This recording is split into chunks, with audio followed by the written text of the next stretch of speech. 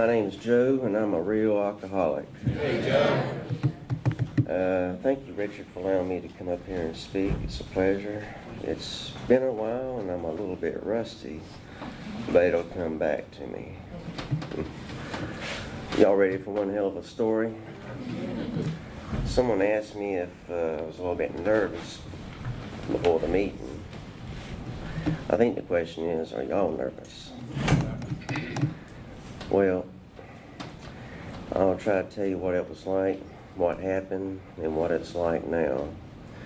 My sobriety date's October 28th, 2006, a day of reckoning that I will never forget anytime soon. I was born in Southern Pines, North Carolina. Originally, I was supposed to be born in Fort Bragg, North Carolina, through a military family, but I was born in Pinehurst, and in spite of that, and I grew up in wasn't necessarily a broken home, but it was a violent alcoholic at home at best. When the sun goes down, the guns and knives would come out, and it wasn't exactly what you'd call a moral family at the time, but during the daytime, it was somewhat normal in that respect. My thinking wasn't always considered normal growing up. When I was in kindergarten, you know, when you take little naps in kindergarten, you lay down kind of all together, and well, I kind of had a little thing for this chick in the classroom, and I had some guts back then. Needless to say, I pinched her on the rear end and got a little bit of trouble for that.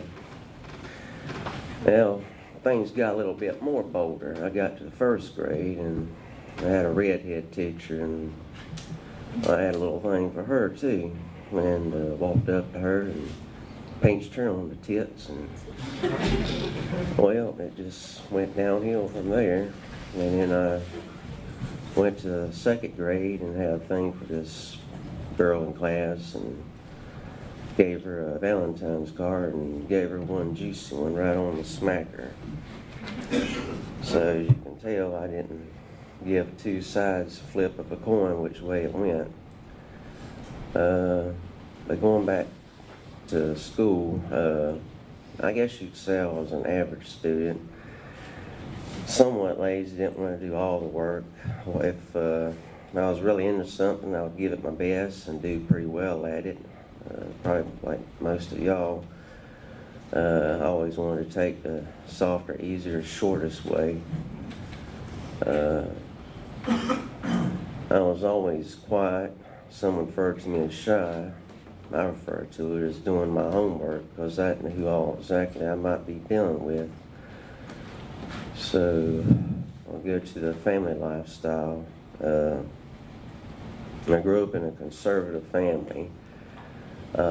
Somewhat moral, but whenever my grandfather would come home from work, it would start drinking, and it was anything but normal or good.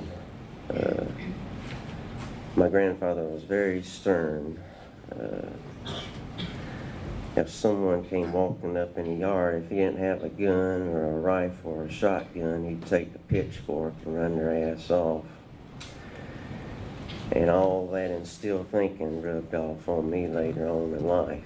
I became what I said I would never become in life. I said I would never drink like an alcoholic, and lo and behold, I did drink like an alcoholic. Just as mean as the outlaw Josie Wales, as y'all seen on the movie. And I hate the past that I lived. I'm not proud of it. But there were some lessons learned, of course, along the way. When I was about 10 years old, I saw something that nobody should ever have to witness in their family. My grandfather and my uncle, and I had another uncle that run a DNA grading business full time, and my grandfather owed my uncle some money for doing a job site. Needless to say, my grandfather spent that money on booze, and I'll never forget, it was on a Saturday, and we were at the table having supper. Grandfather, I can't remember if he was sitting at the table or if he was in the bedroom drinking. And my mom and her boyfriend and my other uncle, who's used to be a member of this fellowship, but he's now doing a church deal, which is fine. And, whatever it takes to stay sober, that's fine. Whatever works for you. And I also had another uncle, the oldest one in our family, but he passed away from Agent Orange from the Vietnam era. And that was the ticker that sent me out drinking like an alcoholic, because I had a resentment towards God. But anyway, that was beside the past. My uncle, the one who passed away from Agent Orange, came by while we were having supper to demand to get his money for that job site that he worked. He argued with my grandfather off and on. And then I can't remember if my uncle went outside to do something or he went to another room or whatnot. But anyway, my grandfather went to his bedroom, got his 38, and then my other uncle, Mark, came in there and tried to calm him down, tried to keep him from doing anything serious. And, well, you know how drunks are. It's like talking to a wall. And my grandfather got into argument again with my uncle, and they wrestled on the couch. And then the 38 went off. And all I can remember is everything going in slow motion. And there's nothing worse than everything going on in slow motion after you hear a 38 go off. I saw my uncle run out the door outside, bleeding to death, blood on the floor. No 10-year-old should ever have to watch something like that take place, but I did. And from that moment on, the way I looked at life and perceived things forever changed. I guess you could say my thinking really got screwed up from there. I should have seen a psychiatrist afterwards, but back in those days, you just kind of grin and bear it and go with the flow. And he managed to live through it and got out of that DNA business and proceeded to go to school for nursing. And later on, he changed his major over to respiratory care and did pretty well and worked at the hospital. But like I said, later on, that Agent Orange from the Vietnam era caught up with him and took him down. To be exact, it was probably about a little over a year from the symptoms onset till he actually passed away at the hospital. Now, during that time, I was going off to boot camp. Well, actually, I was going through the recruitment process, and 6 months later, I got my orders going off to Fort Jackson, South Carolina, and got through boot camp. And one of the things that I excelled in was expert marksmanship and shooting. I got 37 out of 40, and if I'd gotten 40 out of 40, I would have got Hawkeye. And I shot at 375 meters, which is a pretty good distance. Of course, these were pop-up targets, which made it somewhat easier. I went on the AIT. I finally got a chance at the end to do some drinking, and I become the life of the party whenever I start drinking. I want to buy everybody beer around. And so we went to a hotel room off base, and somebody said we ran out of beer. I said, well, take me on to the store. I'll take care of y'all. I got us some ultralight Michelob or whatever it was, and it was 18 or 24 pack. And I danced there was a few people got a little bit rowdy and called the cops. Some local disturbances, so-called, and so we hauled butt and got there. And about the end of my AIT, I got the news while I can't remember the camp now. Anyway, it was over one of the Fort Sam Houston hospitals where we were doing our AIT at, and it was our last day, and one of the drill sergeants came up to me and told me the bad news about my uncle passing away from Agent Orange. And the only way they got through to me was through the American Red Cross. First it was shock and denial, and then when I got back to Fort Bragg to finish up AIT 2, it seemed like all the time all I wanted to do was just drink and to cope, and that's when it became a different situation. It wasn't a drink for fun anymore, strictly to cope, because I didn't know any other way.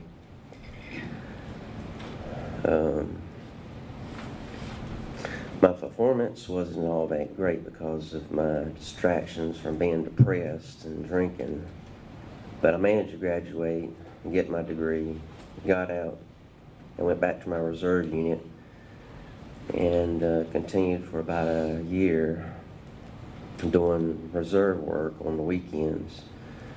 And there were a few times I couldn't make it into work because I was so hungover, and it was hard to find me a decent job doing what I was doing, so I decided to go full-time active duty. So I got with a recruiter and proceeded to start paperwork to go to active duty full status. I got my orders. I went to Fort Leonard Wood, Missouri for 3 weeks. I stayed and in processing, and got all my stuff packed up and had my stuff sent overseas on a deployment. And I went to Korea, South Korea. Seoul was where I went, or better yet, Youngsun is what they really called it. But I got attached to a medical hospital, and well, before then, it was 2003, I came into this program after showing up drunk on duty at MEPS when I tried to go into enter the status of full-time active duty from reserve. And I was with another comrade, and we were at the hotel together, and we finished up supper, and we noticed that the hotel had a bar, and we went like that, and we said, it's on tonight, babe. And we got drunker than hell, and we just barely made it in. Now granted, I was pretty good at holding my liquor because I didn't throw up, but this poor other bastard, he just couldn't hold it. He was puking every few minutes. I showed up. He denied taking the breathalyzer. I'm too damn stupid, so I take the damn breathalyzer and passed it with A to Z and flunked it. So I was on a 3 months probation before I could come back and do the paperwork again. So that's when the fire got hot enough for me to come in this program. So I came in. I went back 3 months later, did all my paperwork, got everything straightened out, got my orders, and I stayed sober 6 months here in the States. And 3 months over in Korea, I stayed sober, and then I blamed the not staying sober on the sorry meetings that we went to, because the most sobriety that I happened to come across was probably 30 days to 33 months. And I said, well, this is a good excuse to get drunk, and I proceeded to go ahead and get drunk like a good alcoholic. And my tolerance got a little bit higher, and I started drinking more, and got to where I couldn't even go out of town drinking because I'd drink so damn much I'd run out of money. Of course, I spent a good portion of that money on women too. And it appears that when I get to drinking, I get just a little bit excited about loose women. And it seemed like every other weekend, if not every weekend, I ended up in the whorehouse. Don't know how or why, just get a little bit excited. And my drinking got to the point where I was drinking a 24 pack of Budweiser on the weekend along with a bottle of Jack Daniels. And of course, along at the time, I was getting these resentments because I was angry at God. And I would drink at God for what he had done about people I'd lost around me. And I was selfish and self-centered, and I told myself it should have been me instead of him that passed away. But eventually, through coming through this program, I've well gotten over that problem. You know, it is what it is. One day I'll find out the true meaning and purpose of why he did leave. And as each day passes by, I'll come to understand and realize there is a purpose of why I live through all the problems, all the incidents that took place in my life. And like I said before, how I managed to live that last time I took a drink is just a miracle in itself. I am a living, breathing, walking, talking miracle. I should be pushing daisies. We'll get to that part in just a minute here. But I came back from the deployment drinking like I was. And overseas drinking's different than coming back over to the States and drinking. They don't tolerate the kind of drinking that we did when we were overseas on the deployment. And I ended up going to a 28-day treatment up in Norfolk, Virginia. I learned a whole lot about what made Joe tick. But did it keep me sober? Probably 6 to 8, maybe 9 months I stayed sober, and then I got invited to a cookout, and that probably was my downfall. I was surrounded by people drinking, and it started to eat at me a little bit. And you know, them wheels start turning up there in that head. Well, the wheels started turning, and I said, tonight probably could be the night I get drunk, and just as sure as the night was over with, I was drunker than hell. And there's a thing I have about drinking. I have this tendency to disappear. And I was with some good friends, and I disappeared on them, and they sent a search party out, and they never did find me until probably the next morning. I beat them home, took a taxi cab home. You know, one thing that happened that really got me in trouble was, I think it was about mid-July, August. I got to drinking at home. I was drinking some Jack and Coke or rum and Coke and some beers. And you know, you get that feeling that, hell, this is boring as hell sitting here drinking. I want to go where the life of the party's at. So I went up the road and I found some Marines, some hardcore drinkers. And sure enough, I got to drink one of them, and they ran out, so I took it upon myself to buy them another pack of beer and went into a blackout. And next thing I knew, I came out of a blackout, and I was in handcuffs going to the MP station. I had been charged with unlawful entry, and well, you gotta admit, this is Fort Leonard Wood. They ain't got nothing else better to do. So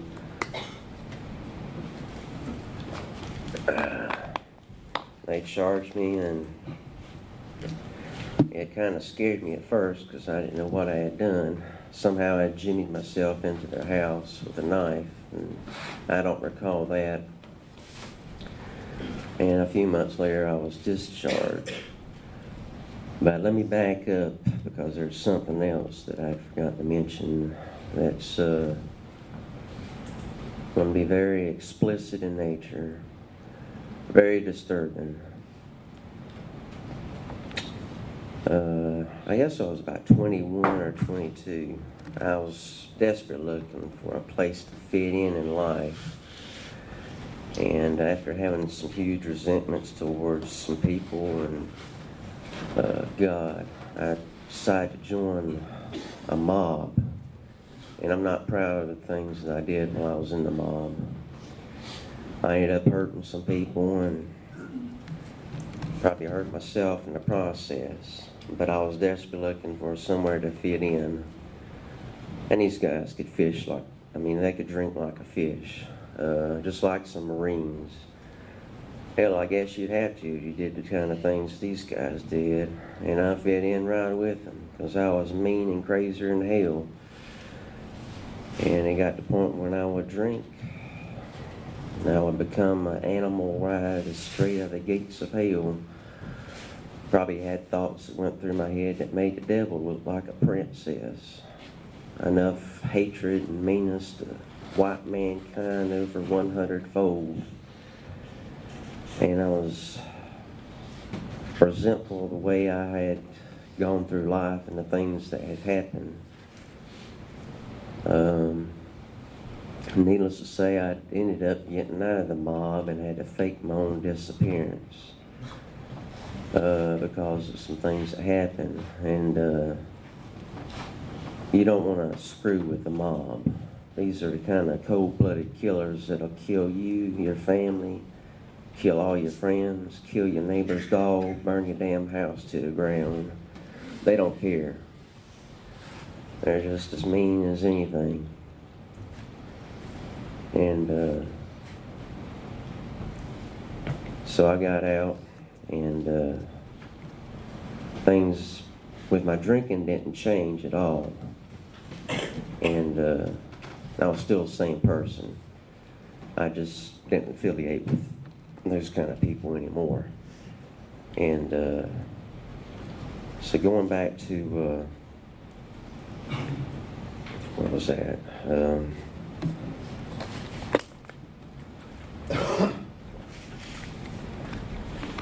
Oh yeah, Fort Leonard Wood.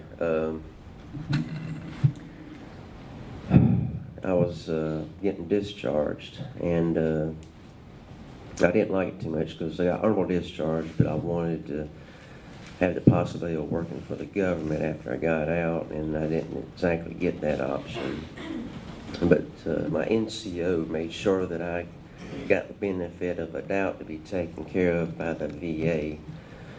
And after I got out, I was able to get some percentage of disability for some things that happened to me as I had gone through some training over at Camp McCall when I came back on leave from a deployment to go through some special training, and ended up injuring myself. And speaking of which, right now there is a medical claim going through that I'm trying to push through because I have been diagnosed with degenerative disc disease. So I'm kind of keeping my fingers crossed for that, because it is what it is. It's like a disease in and of itself. It's progressive. Eventually it'll take its toll on me. So when I came back in the rooms of AA in 2006, I didn't hee-haw around this program like I did the first time. I was serious about it. And let me back up one more time, because I left something else out, naturally. Just before I got out, 1 week prior to getting out, it was on a Saturday. It was the 27th of October, 2006. It was on a Friday night. And I proceeded to get nice and liquored up before I went to the Halloween party.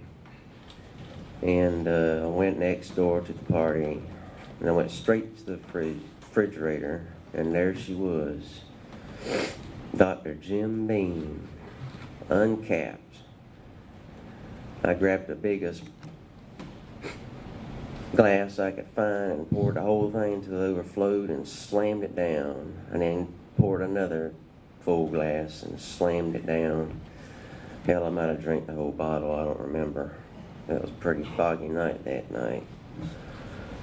And then later on I found myself sitting on a chair, totally plastered. And then the lights went out. And then there's this little small vivid memory of me standing in a bathroom stall. I was probably using the bathroom, and then I fell out, hit my head on the bathroom stall, and that was the end of that. I don't remember anything else. But having had talking to my comrades after it, I scared the living hell out of them pretty good, and they told me don't ever drink like that again.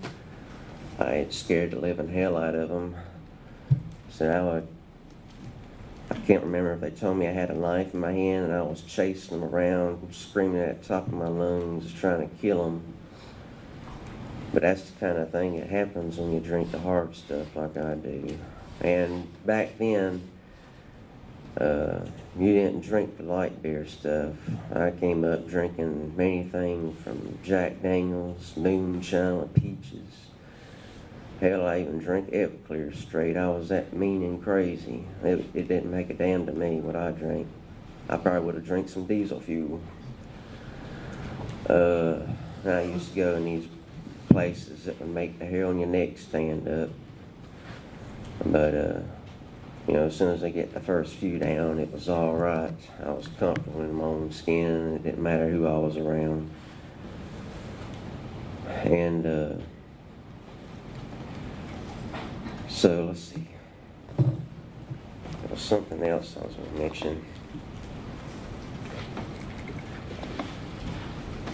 When I blacked out that night at the Halloween party, some spiritual experiences took place upon itself. They didn't go in detail about it, but I knew I went to the other side, because I started putting things together and it didn't add up.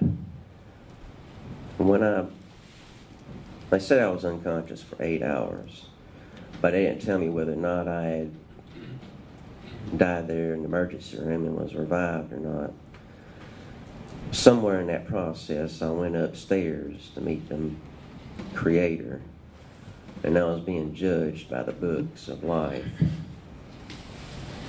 And after it was all said and done, it was like there was a latch door right up underneath my feet, and I was quickly dropped from heaven into gates of hell. Everything got real dark, and then the fire below started getting loud, and it was all you could see was fire coming below you. The worst thing, the part about that, was the screams. But I'll never get those screams out of my head as long as I live. Millions of people dying to their death, falling and screaming. And just as the fire was getting hot enough to the point of almost unbearability, just like that, I came back. Now, some probably would call that a divine intervention. But I call it a spiritual experience that will forever change my life. To me, today, I know that if I take a drink and die, I won't just live the hell, I will go to that place called hell. And I don't need that. I don't want it, I don't crave it. I want a better life today. And today I have a higher power who I choose to call God, and He's forgiven me for my sins. But the one sin I know He won't forgive is the unpardonable sin based on faith. And I'm truly grateful that I don't have to worry about that one, because I have that taken care of. I just do the best I can do, live the best way that I can. And when I mess up, I know to take it to God and ask Him to help me to do a better job and not make that same mistake again. There's some things that happened during the time when I was drinking when I came back in 2004, or maybe it was 2005. I was coming back from leave, and I was fit to be tied. I was madder than hell, mean, hateful, ungrateful. And I was at the bar sitting, and I was drinking. And I can't remember if there was somebody that came in, and I saw him, and I looked at him, and I said, I don't like that son of a bitch. Before the night's up, his ass is gone. And before I knew it, I went to a blackout after drinking hard. When I came out of a blackout, my shirt was ripped up. I had blood on me. I was in the middle of the woods, probably outside of Fort Bragg somewhere, sitting on the back of a pickup truck screaming, and a roll of duct tape and a shovel in the back, and no damn answers as to what happened. It's evident when I poured Jack Daniels down my throat, I turned into a monster, an animal straight out of the gates of hell. But you know, I'm grateful that I don't have to live like that today. It's behind me. I'm moving on. I know I have a safe haven to go to, and when I leave this world, I know where I'm going, because all has been forgiven.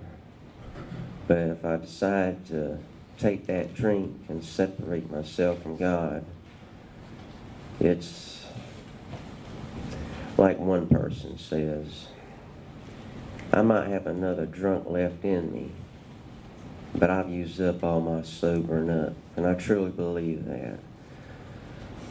The way you look at this thing today, and the way I look at it, those 12 steps might, well, you know how we are, we like to complicate things. The way I do it is I keep it very simple. It boils down to 3 things. Trust God, clean house, and you help others. I keep it simple like that so I can work the process without any hesitation. And I got 4 sponsors today. One of them's not here. I'm not sure if I see the other one. He said he was going to be here. I have 2 home groups. My first home group was Fast, North Carolina. I consider that the best home group in Moore County, but I also have this home group as my own. This group is also a good group to have too, because you have some stable sobriety in it. And you have a good number of people in here who are willing to help you if you need help. You know, today, I ain't the man I want to be, but I'm the man that I'm better in than I used to be, and I'm grateful for that. And I have Dr. Bob and Bill Wilson to thank for that. And this program I give the credit to, but I also give credit to God, because He's the one that led me back to AA, and y'all led me back to my higher power, who I choose to call God. If you're here tonight, it's no mistake. Don't plan on just coming back or keep coming back. Just plan on staying, because this is a way better life today. If you leave here tonight with something on your chest weighing down on you, you need to talk to another recovering alcoholic and get it off your chest, because it'll help keep you sober. You do need to have a sponsor. You need to work the steps. You know, it's been 9 years since that incident took place. I should have alone taken a drink or blown my head off after doing something like that, but I didn't, because I rooted myself in this program. And every morning I wake up, I'm reminded of what I used to be and what happened and what God did to my life. All the yets that I said would never happen, happened.